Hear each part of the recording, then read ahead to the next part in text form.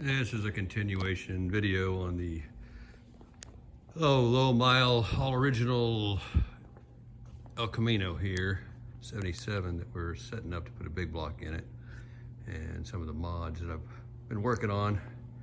Before I touch anything with the engine, obviously we put the big wheels on it. Talked about that earlier. And the other way, we put this sway bar on it. This is a W6 Trans Am sway bar, 1.25 inch bar there that we put on it. So that'll add a lot of lateral support. We're not going to mess with shocks just yet. It still has the original ones in there. I'm going to determine which ones we're going to use, how much gas pressure that's going to go up, how it sits for the big block in it. I didn't do a video on this. I wish I would have. I just put a B&M trans pack in this, which I've done a ton of these over the years. It's not hard if you've done a bunch of them, but it's probably not an amateur job. But, so this is what one of these trans packs look like. And you got to change out all the plates, which those are gone, and all these springs change, and a bunch of other parts in there. But it's not too hard, but what that does is it'll make it shift really, really firm, and that's nice on these cars. Makes that transmission last, because it is going to go behind a big block, even though it's a turbo 350.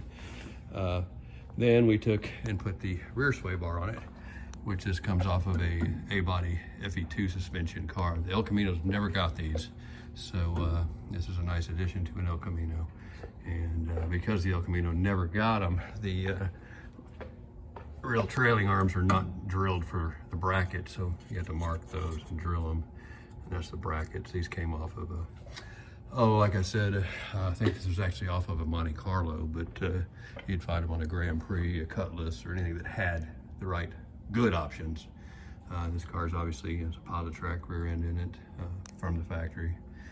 And what else did we do? We just kind of re-blacked the way the factory did that differential on this car. Using a satin. It'll lighten up a little bit.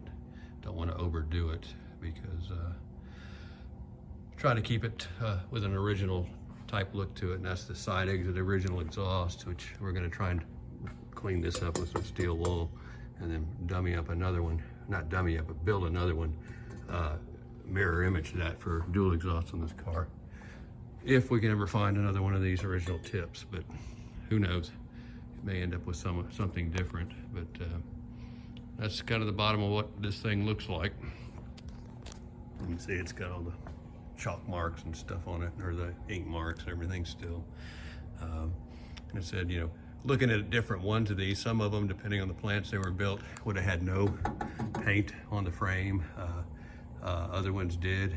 I don't know the different plants and what they did, but that was, you know, the only paint ever put on the bottom of this car is what we did here. So everything else was original on it. We're going to change this out.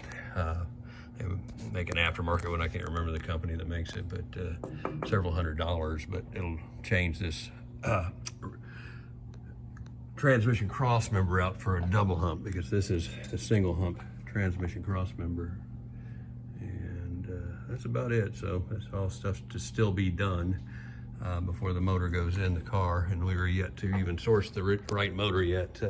And may end up being a Generation 496 kit that goes in, or motor in this car. So we'll see. Just ongoing work.